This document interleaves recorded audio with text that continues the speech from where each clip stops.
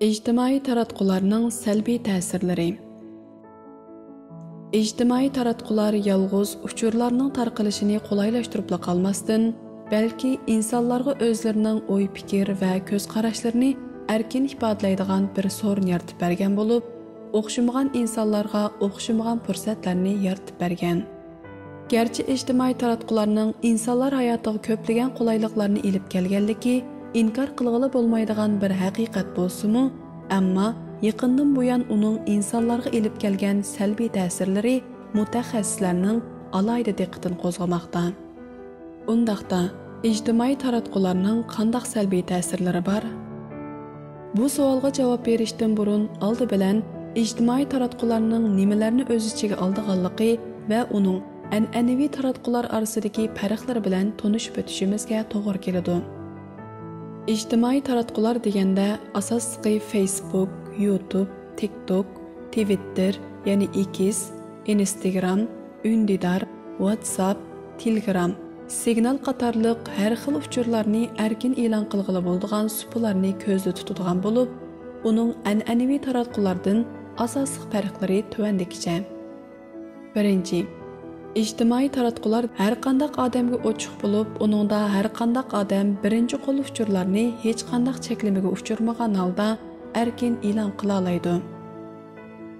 Ikkinchi, ijtimoiy taratqularda e'lon qilingan uchurlarning hech qanday sifat o'lchami va talabi yo'q bo'lib, har xil saviyadagi insonlar o'zlari xohlagan uchurlarni e'lon qila oladi.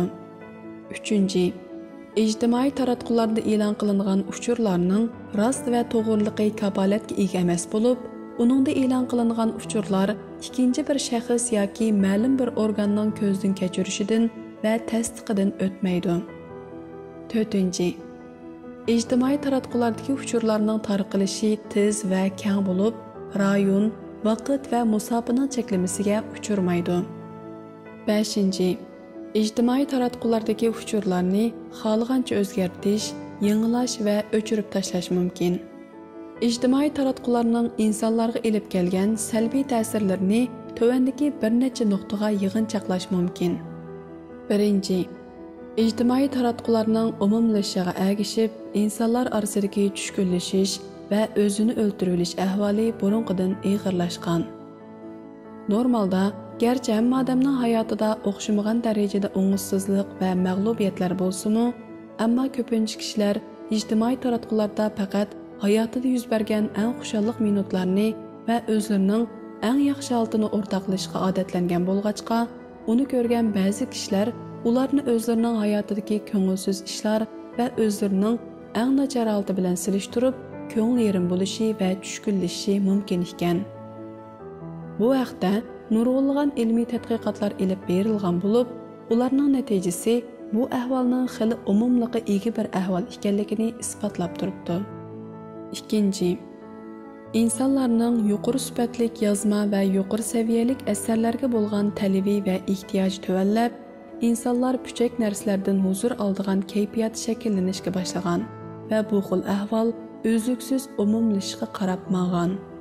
İctimai taratqularda e'lon qilingan uchur va maqolalarning hech qanday sifat kontrolligi bo'lmag'achqa, ham ijtimoiy taratqularda uchur, maqola yoki adabiy asar e'lon qilganlarning soni yuqori saviyalik yozmalarni yozganlarning sonidan ko'p bo'lg'achqa, har xil ijtimoiy taratqularda to'van saviyalik yozmalar asosiy salmoqni egallaydi ekan. İnsanlar ko'pincha vaqtini bu xil to'van saviyalik uchur yoki maqolalarga sarf qilganda, ularning yuqori sifatlik asarlardan huzur elish talabi va saviyasi bara-bara tuvallab ketadi ekan. Undan boshqa, ijtimoiy taratqularda tarqalayotgan uchurlarning rost va to'g'riliq nisbati tuvan bo'lg'achqa, insonlar orasida belgilik xato tushuncha va qaymuqish paydo qiladi ekan. Uchinchi, insonlarning mayli do'st tutish yoki uchur egalash taraflarida bo'lsin, tarqochiq kirib qilish ehtimoli yuqori bo'ladi ekan. İctimai taratqularning bir insonning kimlar bilan do'st bo'lishi, qanday fikr qilishi va qanday narsalarni yaxshi ko'rishi qatorliq aloyidliklarni analiz qilib, ularga shu xildagi insonlar va mazmunlarni tavsiya qilish aloyidligi bo'lg'achqa, uzun muddat ijtimoiy taratqularni asosiy uchur aloqa manbasi qilgan insonlarning do'st tanlashidan boshlab ko'radigan uchurlargacha o'zi bilan o'xshash tarafga markazlashadigan bo'lib, oxirida ularning aloqa va uchur chambarki torlashib mangdi ekan. Natijada ularning hayotida umumliq ega narsalar ozlab, o'zi bilan o'xshash qarashdagi ayrimliq ustunlikni egallab, asosiy iqimdan ayrilib yoki asosiy iqimga zid bo'lgan radikal ideyadagilar ko'paydi ekan. 4. İctimai taratqular insonlar orasidagi bema'ni, tetiqsiz, qiliqsiz, g'ayri va xatarli qilmishlarning ko'payishiga sabab bo'lmoqda ekan.